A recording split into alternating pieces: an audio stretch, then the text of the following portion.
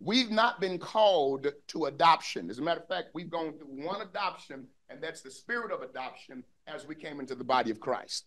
But we have to be adaptive because things are constantly changing in a forward flux. Does that make sense? But then number two, we have to evolve from what was to what is.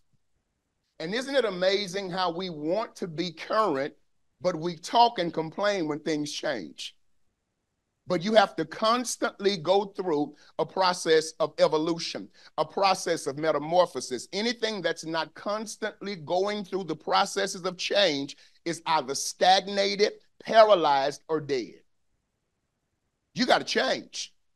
How many ever heard the phrase or the quote, experience is the best teacher? Anybody ever heard that? Have you ever used it before? You know who wrote it? Benjamin Franklin. But watch this. We omit the latter clause because it doesn't taste good. The latter clause of that phrase is, but a fool will learn no other way. At some point, you have to stop running your head into a brick wall to change.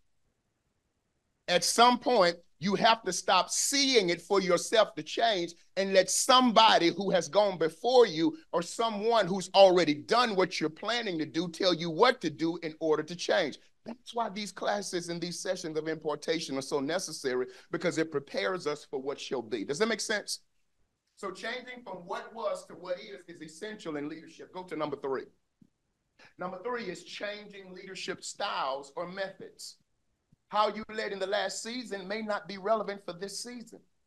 Your style that you had in the last season may have been apropos for the last season, but may not be apropos for this season. How you did things, how you implemented things, your systems. Can I say this to you? Sometimes we're constantly having software updates when we need a system change.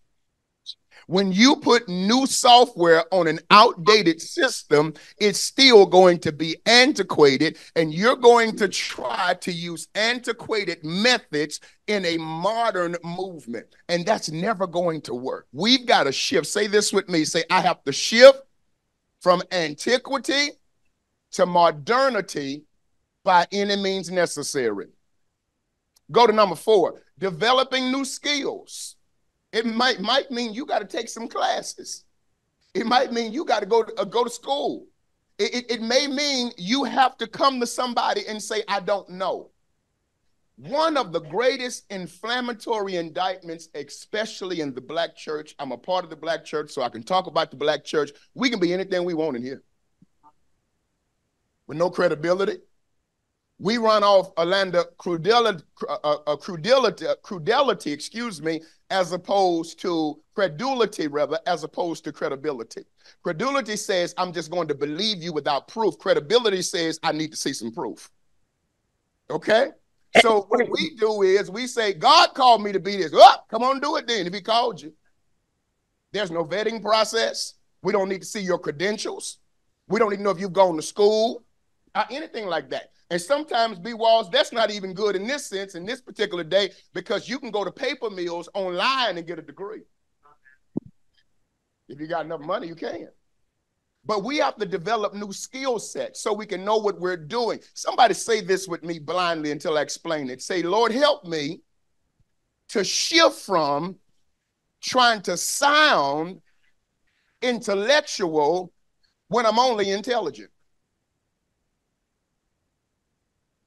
See, intellectualism deals with academics. Intelligence deals with adaptability. And some of you are so intelligent, you can just come and listen to a conversation, pick up the context, and start talking when you don't know what you're talking about. Now, that's not a put down, I promise you it's not. I got educators in here, it's not a put down. Okay? But what I am saying to you is at some point, you ought to want to know what you're talking about by developing a new skill set, lest you fall victim to imposter syndrome.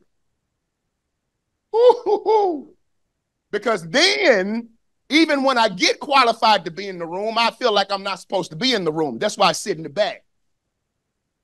That's why when I walk to the door, if it's filled with people, I don't want to walk in. Or I wait till a high point comes so I can sneak in the room because I don't feel like I deserve to be there anyway. Because I'm dealing with an inferiority complex because I don't feel like I'm good enough and I'm not doing anything necessary to make myself be at least what I consider to be standard. Go number 5, excuse me. I have to adopt a new mindset. Now, let's talk about adopted, because I told you before, I didn't want you to confuse adapting with adopting. Your mindset has to be adopted. It has to be new. You have to have a shift in your mind. You literally have to start thinking above where you think now. You have to elevate your thought life. There has to be a complete transmogrification of thought. You've got to come to the point where you're willing to see things differently and have new thoughts about it. And that will never happen talking to the same people. That will never happen being around the same negative, pessimistic group. That'll never happen spending most of your day talking about who shot John.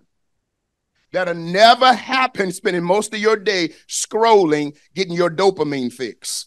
I've talked about this before, but do you know why we all, not just you, all us, say, okay, I'm looking at one video. Woo! Woo! And then you'd be like, send me a video. Then you send me a nut. And you know I'm tired by now. I said, this is my last one. Quit lying. You know you're going to send me a nut. 5 hours later. Ain't nobody got time. That's a plug right there. That's a cheap plug. That's my new book. Listen, here's the reality. You couldn't get away from that if you wanted to. But Sean, it's the biggest setup in the world because they have people who are behind the scenes strategizing to put things out there with the right colors, with the right sounds, to literally hook you in.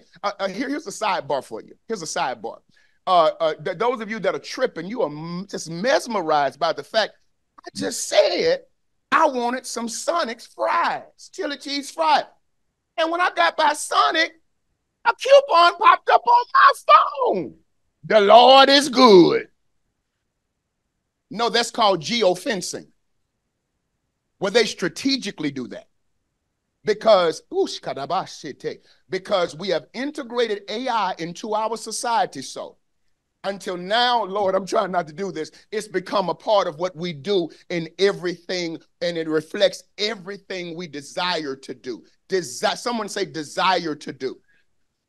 The next movement, let me be prophetic, of AI is getting ready to distort the human race. It was ushered in through the acceptance of transgenderism. And you think I'm about to call Paul Paula. That's Paul. He may be that's my friend. That's Paul, though. Okay. Listen. So transgenderism, he said I could. Your weaves, your lashes, your smoky eyes, all that, your nails, you didn't realize you were adopting your styles from drag queens. Chicks that want to be y'all, dudes that want to be chicks, but can't, and you are, and want to be like dudes who can't. Stay with me. But it's the devil's subtle way of making homosexuality and transgenderism accepted. One of the greatest beloved men of the church and marketplace, if I say his name, and I will, you will celebrate him, and you need to be, because he's done extraordinary feats, Tyler Perry. But he came into our hearts by putting a dress on, acting like a woman, cross-dressing, and the church made him a billionaire. And it was the devil's subtle way of making us accept it as normal.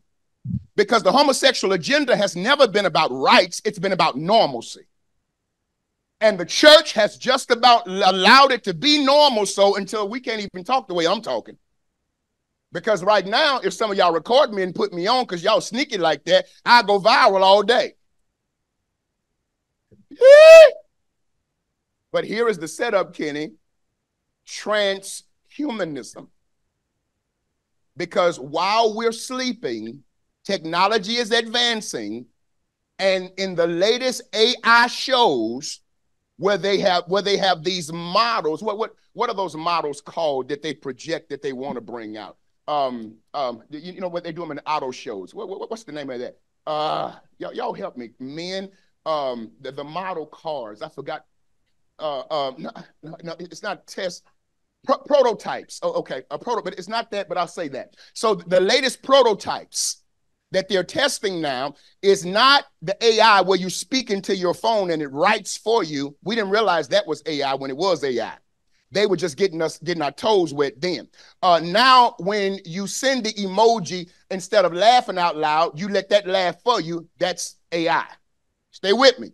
But here's the next one. They now have versions of AI where you can think something and it pops up on your screen. Transhumanism. Because now they're trying to integrate the robot with the man. And just like transgenderism and transhumanism are trying to rob us of identity, it's also copyright infringement because we're saying God didn't make us good enough. Did y'all hear that? Watch this. But now people are receiving chips. The latest phone is not the flip version. It's the one that they're getting ready to put inside of you, where you can do this and your dial pad is in your hand, because they're trying to make you one with the machine.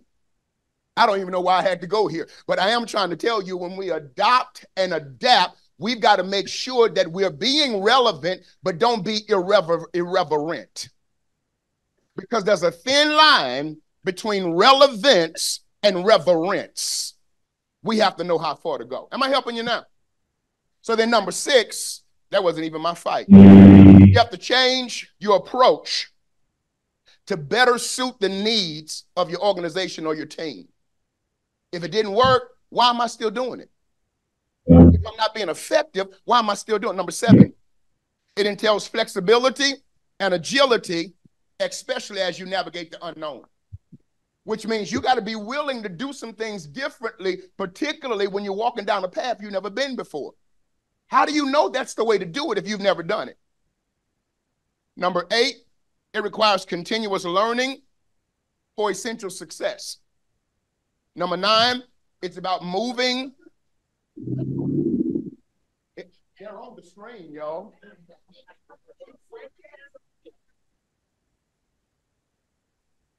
What you gonna do is back up off me. That's the first thing you about to do, okay? Oh, with y'all, I'm about that life. You ain't gonna come at me at once. Now what now? Okay, I'm sorry. What's wrong with y'all? No, seriously, I apologize.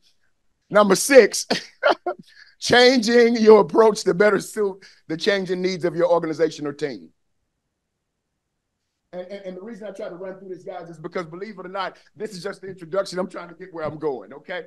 Put number 7 on the screen. I need to read it. Okay, do I need to read it? Janet and Mark. The dog ran. Am I doing good?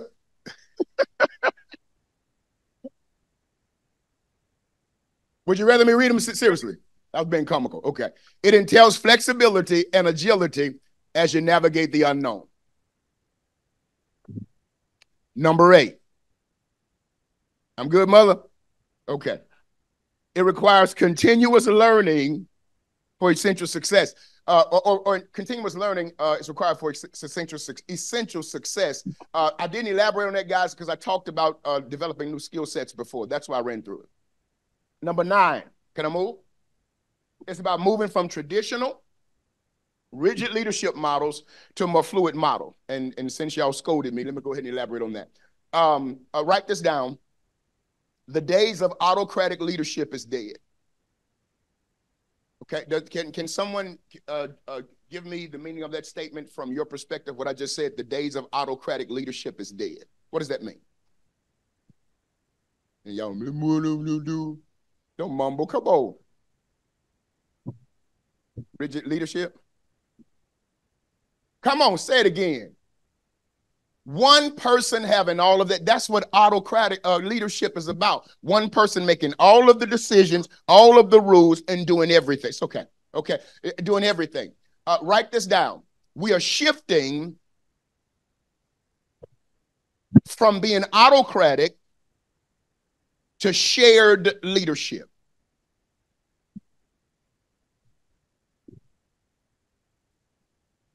And shared leadership means everybody has a voice. Everybody matters. Everybody has value. You may be able to say something I don't know and vice versa, and the people next to you may know something you don't know and vice versa. And so we have to come together to break these rigid models and become more fluid and understand that the least of them can talk to the greatest of them. Does that make sense? Number 10 is the last one. It mandates more responsive and collaborative forms of leadership.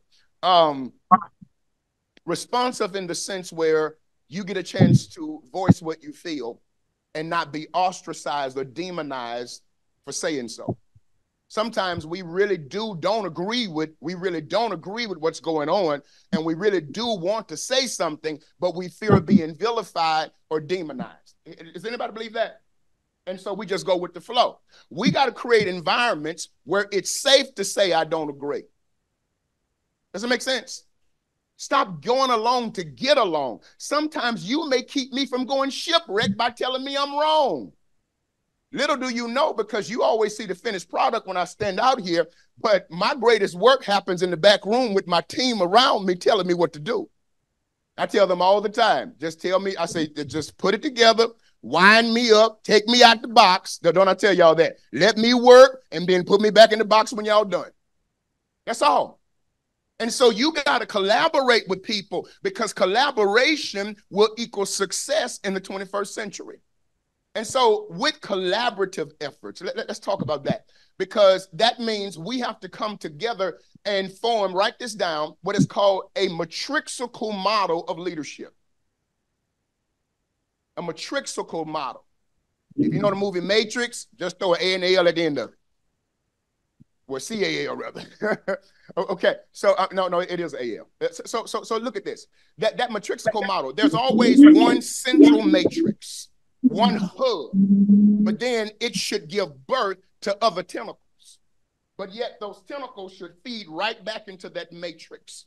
We all should work in tandem, one with another, and we should stop saying that ain't my area. If we belong to the same organization, ministry, church, and business, it's all of our areas. And we have to work together. Does that make sense? We have to learn how to collaborate. Now, write this down. Simon Sinek said something so important. He said, leadership is not about being in charge. Huh? Leadership is not about being in charge. It's about taking care of those who are under your charge. Did y'all hear that? Here's the question. How are you caring for those you lead? Do you know their names? Where they work? Their children's names? Their spouses? Do you know what's going on with them? Someone reported to me this morning that they wasn't going to be here, and because they had something going on. So I said, "What do you have going on?" Well, they have this going on. But listen, how can I assist in it? Well, you can assist. Okay, boom, let's go ahead and get that done. Because again, people don't care how much you know until they know how much you care. If I say to them, listen, I know you have a problem, but your greatest problem is getting here on time.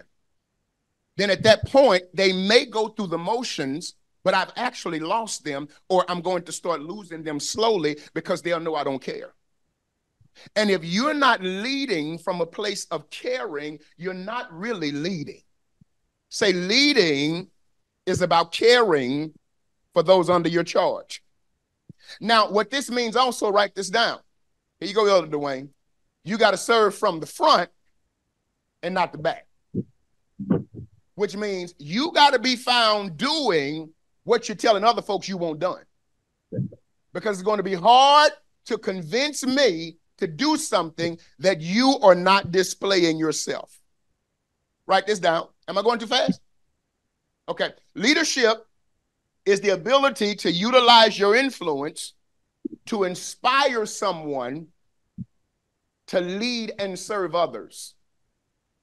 Your ability to utilize your influence to inspire someone else to lead and serve others, which simply means this: I should lead in such a way until I make you want to do what I do to help somebody else. And if you're not truly creating other leaders, you're not being an effective leader. Does that make sense? People ought to look at you, wonder how you do what you do, do what you do without being you. That's real leadership. But then if you're not loving, you're not leading. Write that down. If you're not loving, you're not leading. If you're not serving, you're not leading. And if you're not loving and serving, you're not being of any real service. Do you understand that again? If you're not loving, you're not leading. If you're not serving, you're not leading. And if you're not loving or serving, you're not being of any real service. Can I go further? You're just holding a position, but you have no power. Because true power comes from the matrix of love. Can I show you what power looks like? True power. Power looks like riding in a boat when you can't walk on water. That's serious power right there. Power looks like drinking milk from a cow when you, your daddy, and the third person of the Trinity made the cow. See, because power is humility. Did you catch that? And Ivory, humility is power under control. Okay. I don't always have to sit up here to be the pastor. I can sit back here with y'all. I'm still who I am because I know who I am, and I don't have to prove that particular point, because true power, true strength is under the guise and the control of humility at all times. Does it make sense? So please write this down if you don't mind.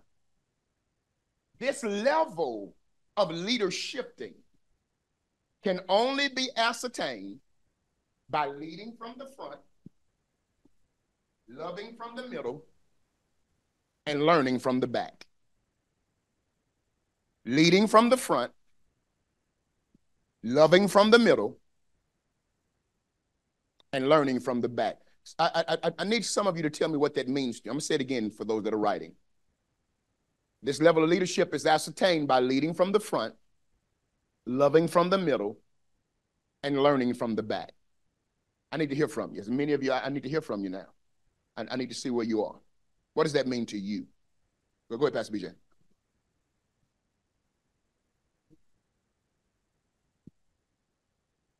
Mm-hmm.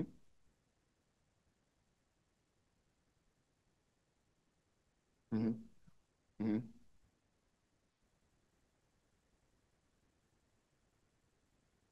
Okay.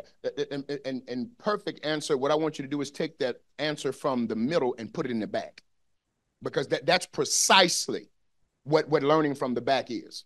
And basically what he said was learning from the middle, being observative. But what you want to do is always step back, look at the view from a panoramic perspective so you can really see what's going on and you can learn from it. Does that make sense?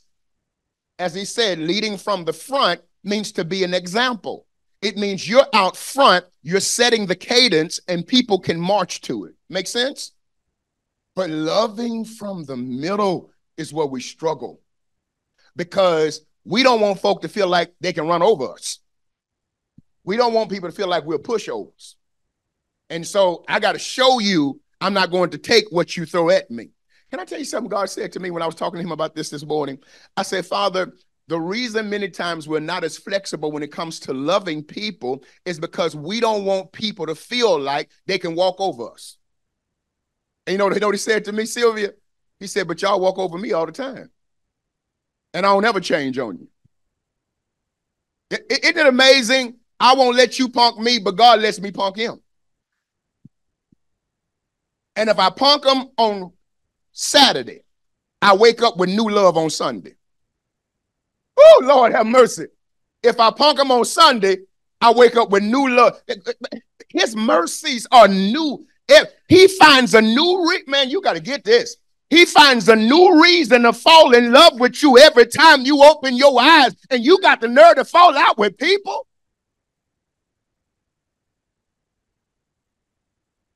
Loving from the middle means I don't treat you equally.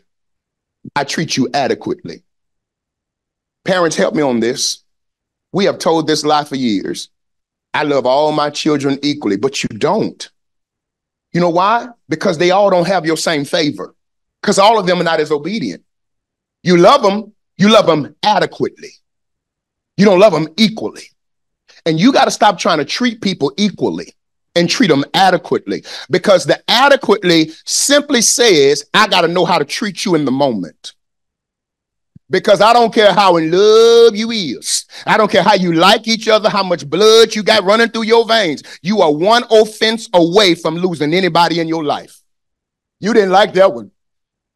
But that's why when I do premarital counseling, I ask hard questions. And one of the questions nobody wants to answer. Here's what I say, Ivory. I say, what's your deal breaker?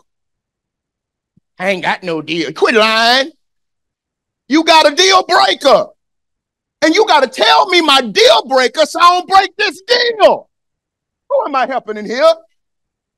You got to start being open enough to say the real stuff to each other. Look here. I don't like when you do that right there. I've been putting up with it, but every time you do that, and I'm telling you, I ain't said nothing for a while, but if you, and guess what? I ought to care enough. Oh man, who am I helping in here? I ought to care enough not to want to do that if you hold value in my life. Does that make sense? So when I love you adequately, I know I can say to Dr. Pam over the line, Dr. Pam, ain't no excuses. Get to church. Don't be to my no, I'm with you, Bishop. Be with me in here. But if I know Dr. Pam is not where she needs to be at that moment, I can't do her like that. Does that make sense? And I got to see, that's too much work, don't it? Can we be real? That's too much work, isn't it? But you a whole piece of work to God. You a whole problem to him. But we don't want to work with nobody else. Then you don't need to do this. Because leadership, man, is about people. So regardless of who you are, man, what title you hold, we're always in this constant flux of leading. So I want you to write this down. That leading from the front, loving from the middle, learning from the back is personal. Let's talk about personal. How you manage people personally, individually, okay? But then people, how you interact with them, how they view you and see you when you're having a bad day, when you don't feel so good. I'll let you in on a secret, but I promise, I hope you don't make this across the board, because it's not always the case. Y'all know me. I love to laugh with you, interact with you, hug you, love on you. But when I'm in a whole lot of pain, I'll tell those who serve me, just take me right out. And let me tell you why. Not because I can't handle it, because most times I'm preaching through my greatest anguish. It's because I don't want to take the risk of not being the same with you. Did you catch that? Because the very moment you say, hey, oh, hey. Oh, I know Bishop did. I've been loving 90 days, but with that 91st day. And can I help you, leaders? I don't care how great you are. You're only as good as your last performance. Okay. Bishop, woo, Lord, Bishop preached today. Then I mess up. Oh, Bishop might be in sin. I don't know. He ain't preaching like he used to preach. Number 3, performance. Performance, please write this down. Performance speaks to how you work the system that you're accountable to, how you work it. But it's deeper. Performance speaks to how you work the system that you're accountable to while managing your personality and interacting with others. So while managing my personality and then interacting with you. Now, that's the perfect segue to say this. Leadership is about managing personalities. Man, that's one of the hardest things you can ever do, Christian, is manage somebody else's personality.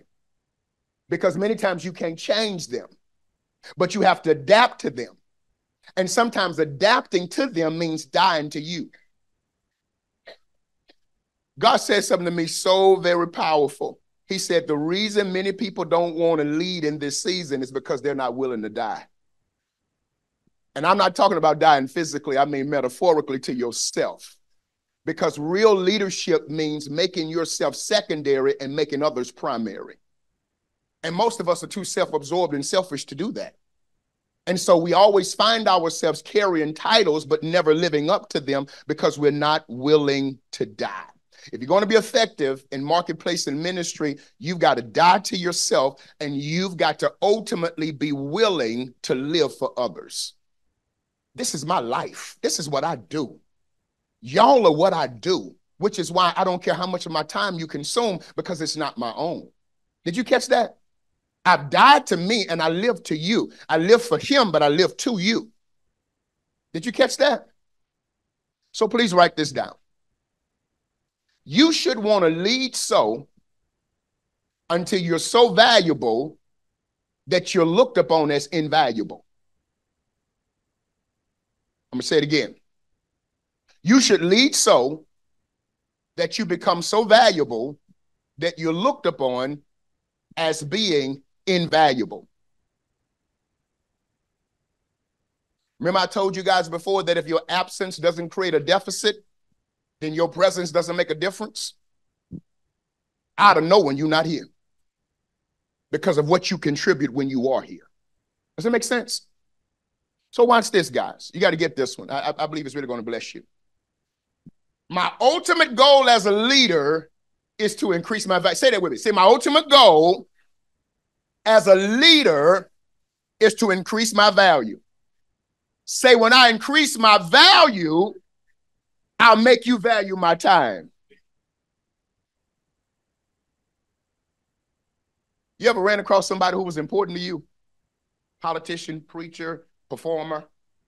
And when you get with them and you're talking to them, Elder Allen, you don't take your time and say, hey, so what's been going on? You be like, do you know why? Because it's in your psyche. It registers their time is valuable. And you're trying to get it in real quick. Oh, Lord, have mercy. So write this down. If I'm going to increase the value of my minutes, I got to increase the value of the man. Did you catch that? The minutes will never be more valuable than the man. Do I need to say it one more time? If I'm going to increase my minutes, I got to increase the man. I got to become worth more if my time is going to be worth more. Because my minutes, the minutes rather, will never be any greater than the man. I see you campaigning. You're about to get elected. So if you aren't worth very much, then your time isn't worth much either. In fact, while you think I'm wasting your time, you're wasting my time if you're not valuable. Did you catch that? That's why psychiatrists, the rapists, there you go, Cass. The rapist, y'all slow. The rapist, y'all slow. Okay, all right, okay. Yeah, okay, yeah. Lawyers, consultants charge you, okay.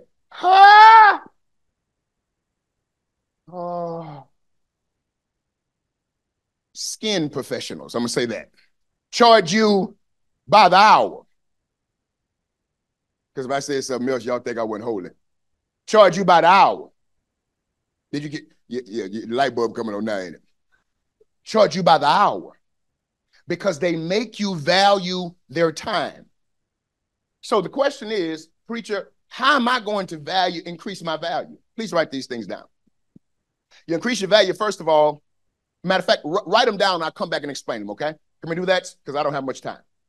Inspiration, imagination, information.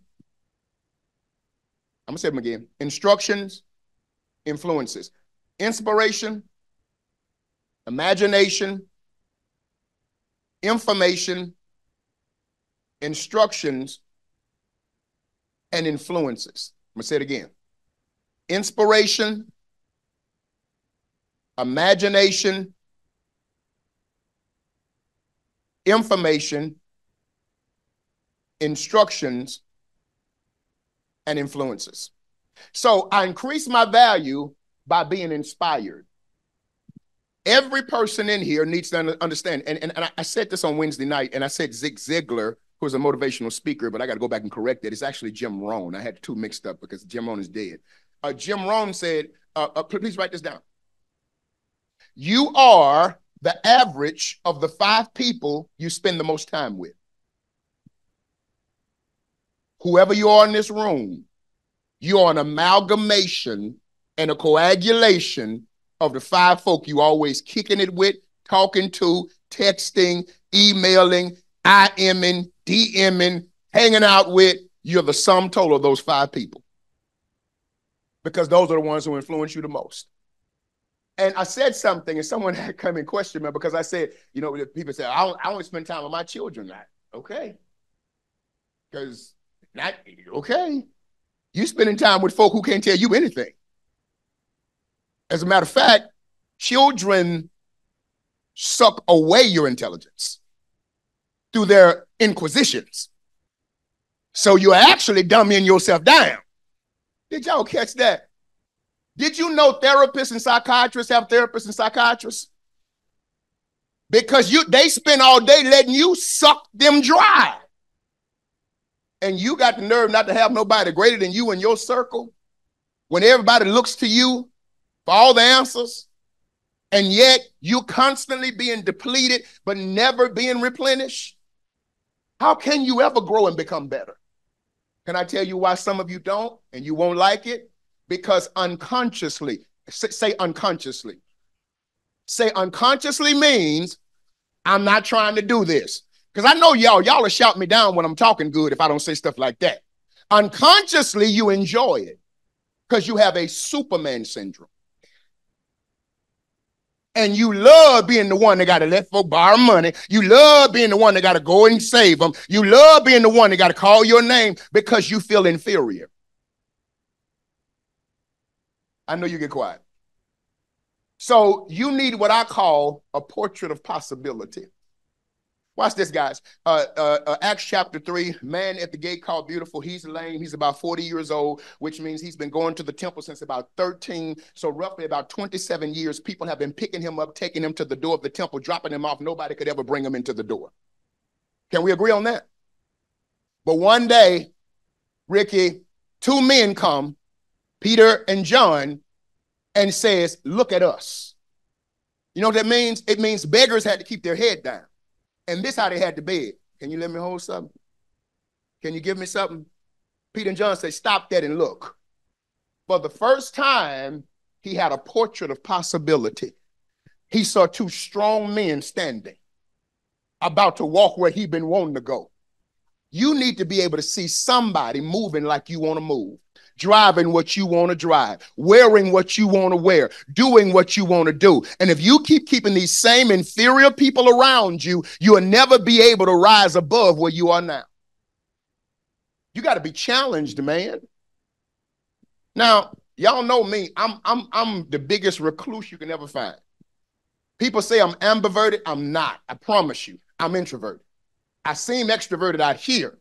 And so since I'm like this out here, another way at home, they say I'm ambivert. Nope, I am totally introverted because I don't want to be bothered. I don't want to be bothered. You ask Pastor Jay, give me some water and sit me in the room and just cut the lights out. I'm cool. Can we talk? I was driving my dad. I was driving my daddy to the doctor because I take care of my father. He don't want for nothing because I didn't want for nothing when I was a boy. And so I'm driving him to the doctor the other day. Lord Jesus. Nelson Jenkins, I said, Lord, my daddy talks so much. God, can he shut up? I couldn't tell him that though, Caitlin. But every time he just went from one subject to the, man, shut up. Oh, I got it off my chest. I got it off my chest. Because I just don't want to be bothered. But I still surround myself with, hold conversations with, interact with people greater than me. Did y'all catch that? My closest friends are not just preachers, they're politicians. They are judicial servants because I need people in my circle. I don't have to call them every day. I don't have to talk to them every single day. But these are the people, I got theologians, I pick up the phone and say, hey, I'm dealing with this text. Tell me what's really going on with it. Did y'all catch that? Because I cannot become the counsel of one and expect to grow. Am I helping y'all? Imagination.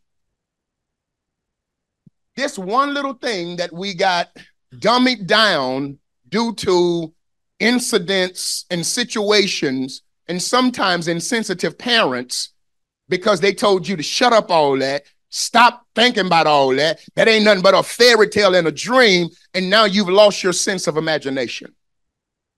Everything, Kamisha, I'm doing right now, everything I'm doing in 2024, I used to be working on a secular job, a minister in my church. My cousin remembers this, delivering for what is now DHL. It was Airborne Express then. I remember preaching my greatest sermons, driving, delivering packages. I remember talking to the Lord, saying, this is what I'm going to drive. This is the house I'm going to have. This is where you're going to take me. These are the planes I'm going to be on. I remember saying all that. I was dreaming. I had an imagination. Man, if you don't have an imagination, you don't have a futuristic manifestation. You got to see something now better than what things are in the current. But I'm going to tell you this, imagination without movement doesn't create manifestation. And so then you need information. You need stuff like this. You need to read more. I know reading is a cuss word. You need to read more. And for those who are not avid readers, they've actually helped you by putting books on audio. Listen to some podcasts. Play your books while you are working out or while you're driving. But then instructions, because you need people to tell you what to do instead of just giving you the information and how to do it.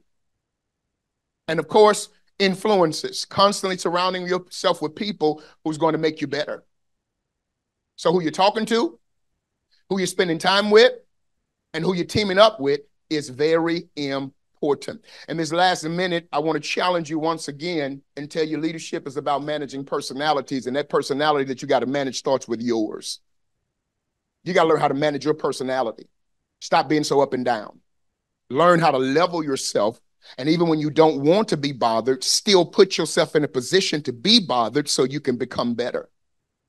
And again, we got to be willing to die to our own selves and our own desires. Please don't miss this one. If you're a leader and you're not a follower of someone else, you're not worthy of being followed by anyone else. For those of you who can't be told what to do, you can't tell anybody what to do if you can't be told what to do. I'm a submitted son before I am a father of authority. Trust me, I am. My spiritual father could tell me to sit, and I'm going to sit because I'm under authority. And as a leader, please write this down. Let me get two more in real quick. Although you're one step ahead, you're always one stop away from losing your place if you change your pace. Can I say it one more time? As a leader, although you're one step ahead, you're one stop away from losing your place if you change your pace.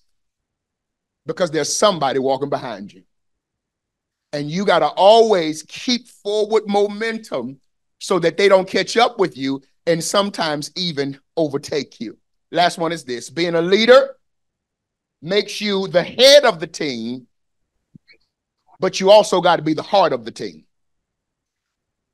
which means that's the leader, you create the pulse. I'm out of minutes. I'm not out of message. That's all. Do I need to say it again? You're the head of the team, but you're also the heart of the team, which means you create the pulse. They move according to you. Question is, what kind of pulse are you creating for your people? Is it do, do, do, do, do, do, do, do, do, do, do, do, do, do, do, do, do. It should be a momentum, and it should always be moving. Listen, that's all I have for right now. Any questions, comments, or concerns? Anything I shared? Anything you want me to elaborate on? Anybody?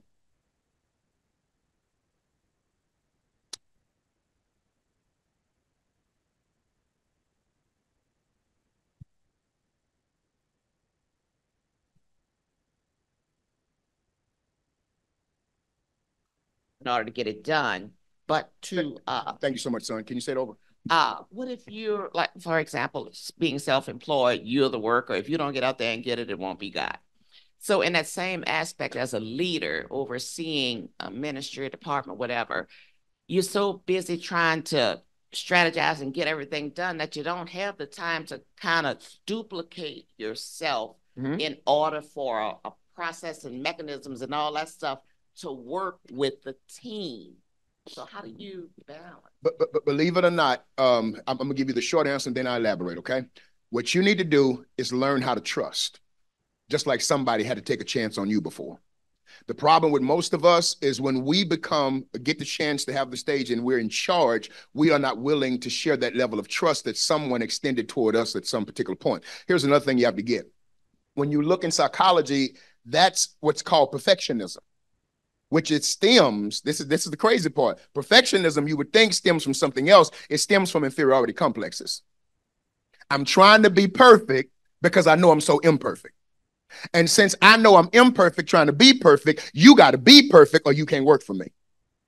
Which is why once you put stuff together, I even find ways. Thank you. Next time I just do it. Because you're always wanting to do it anyway because you find your worth in your worth. But you got to trust. Does it make sense? Yeah. I got a question as well, please. Bishop. You said leadership is caring for people under your charge. What happens when you're in the marketplace and the people that's under your charge doesn't care for you? And whoo, that's good right there. I wish I could tell you it's just like ministry. In this case, there is a particular divide because you have a brand you're working on. Because the people that don't care for you can ultimately undermine you and they can begin to kill your brand. So what you have to do sometimes is step outside of ministry role and step into marketplace role and know how to either reassign or give them the option to resign. Because if not, you're going to create a cancer within your particular organization. Make sense? All right. Anybody else? Anybody else? No dumb question. It doesn't have to pertain to this. Anybody? Let me throw this out here and since Pastor BJ brought that up with marketplace, let me throw this out. The average business owner doesn't get this primary concept. Your brand is not your marketing. Okay? Your brand is not this logo. Okay? Because most times we say, I don't want to mess up my brand. Your brand is who you are. It's what you offer. This little cute stuff, it don't mean nothing. So while you're working on it being beautified, you got to work on you. Because you sell you before you sell your products and services. And so what the ultimate goal is to become so invaluable to people until they're willing to buy into you. That's why telemarketers, what we used to do, Dr. Pam, not telemarketing. That's stuff we do, coming together and meeting and selling stuff. Network marketing. That's why network marketers, some have extraordinary months and others have low months, but they're selling the same product. using the same pitch. You know the pitch, get 10 of your friends and get, you know how they do, right? Get on the phone, you got to act like you're busy. And when you call them and say, hey, I got this little meeting I'm running into, because that tells you don't waste my time. It's a whole pitch. But why is it that Deacon Butler can sell 10,000 units and I only sell 10? Because Butler's learned to sell him. And I'm still trying to sell the product. I got to make you buy into me and make you feel as if you can't live without me. Does it make sense? And so many times we mess that up because we try to confuse the two and we integrate them and we never get beyond this. Here's another thing for marketplace people. Let me help you with this because Dr. Pam kind of came into this. And Jackson, I'm done. Shift from being constantly in the place of acting like an employee when you're now a business owner. See, when you were an employee, you didn't have to worry about investing back, putting back in. All you worried about was consuming. As a business owner, you can't be a consumer only. You are now investing back in, which means I need to see you putting money back into the business you want me to put my money into. Does it make sense? Here we go. If it said 8 o'clock, don't text me and say you're running 15 minutes behind. You're a business owner. What the door says has to be integral with what you do. Does it make sense? And that's how we lose people. And we get mad when they want to do business with us. That's because you still got that employee mindset. Because you can call your supervisor and say, I'm running late. No, boo. No. I'm investing in you. I need to know you're there before I get there. And don't reschedule me because I needed it done on the day we said. Now I got to find somebody else. Am I helping y'all? So, anybody know Robert Kiyosaki? Anybody read his books? Okay, if you have, you know what's the most famous one? Rich Dad, Poor Dad. That ain't the one you got to get. Get the cash flow quadrant. It's going to change your life, business owners. Okay? Because he talks about the difference between being an employee, being a business owner, being owning a company, and being an investor. There's a big difference there. Because an employee works for somebody. Excuse me, I said it wrong. Please write this down, guys. I said because I'm going off the top of my head. Employee, self-employed, business owner, investor. That's it. So an employee works for somebody.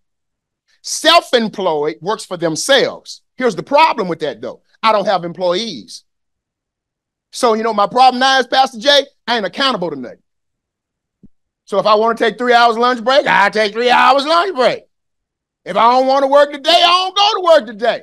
I want to reschedule you, I'm going to reschedule you. Your problem is you got a self-employed mindset without being self-employed looking to be a business owner.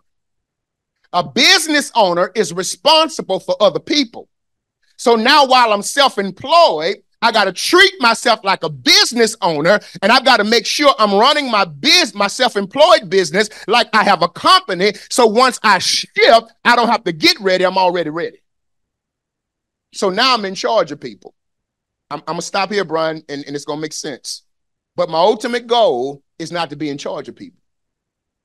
My ultimate goal is to be in charge of me. So now I want to stop at being an investor. Folk thought Warren Buffett, what is it called? Berkshire Hathaway, Bill Gates, Microsoft, before he died, what was the Apple guy name? Steve Jobs, Apple, Amazon dude, what's his name? Jeff Bezos. Everybody thought they were crazy because they got to the height of their business and they resigned because it was never their goal to run a business. Write this down. I told you I would tell you I'm done writing. Please write this down. There's a difference between poor class, middle class, wealthy, or rich, okay? Poor class wants money to pay more bills. That's all. I owe, so off to work I go. Middle class wants money to learn how to leverage credit. Credit is the management of debt, okay? But guess what rich folk want money for? buy more time. That's all they want is time. Because they want you working while they're on the golf course. They want you working while they're in Belize. They want you working while they're on the yacht. Did you catch that? They want their time back. So these investors now, Bezos and Bill Gates and all of them, they're now philanthropists doing other crazy stuff, but yet they have time because that was their entire goal. And so we have to shift our mindsets as marketplace leaders if we're ever going to reach the heights God wants us to reach. And sometimes you got to have a paradigm shift of mind where you break the mold. I was telling someone on yesterday, I had to just check myself years ago because I'm from the projects. My mama was on food stamps and welfare. So by the mere fact that I got a car that didn't have 50,000 miles on it, dude, I'm winning. If I'm in an apartment, got 4 bedrooms, ain't nobody staying, but I'm winning. But I ain't winning. I'm winning relative to where I came from. So I got to raise my level of thinking. And I got to have a paradigm shift to know I deserve more than what I have. And I got to do something about it. Okay, any questions? Y'all good? And so that elevation of mindset comes by you exploring, comes by you putting yourself, stand up, BJ. God says he's going to use you in politics. You're going to sit at the table with judges.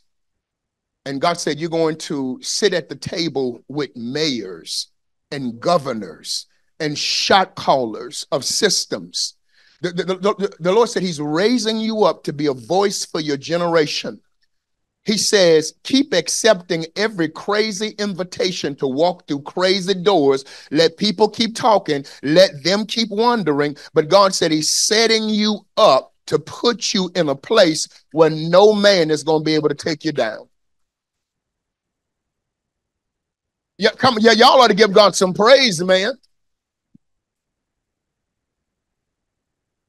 Now, let me say this because I feel some questions emerging. Let me say this because one of my sons called me on yesterday and was talking to me and was saying, Dr. Pam says it all the time. Dad, why? You should be this, you should be. See, I know my calling.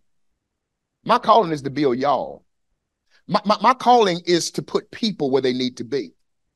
I don't desire any of that. You would never know who's in my phone, who I have relationships with, where I could be, but I don't desire to be there.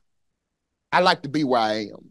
Now I know in your head, you thought I just say I want to be mediocre. No, I'm going to be greater than what I am. I promise you that. And I'm going to continue to evolve. But the reality is I know my calling. And I know me. I've been invited into some rooms in my Reformation and full gospel. I've been invited into some rooms in this city. I've been invited to rooms in this state, as a matter of fact. I declined the invitation. Let me tell you why.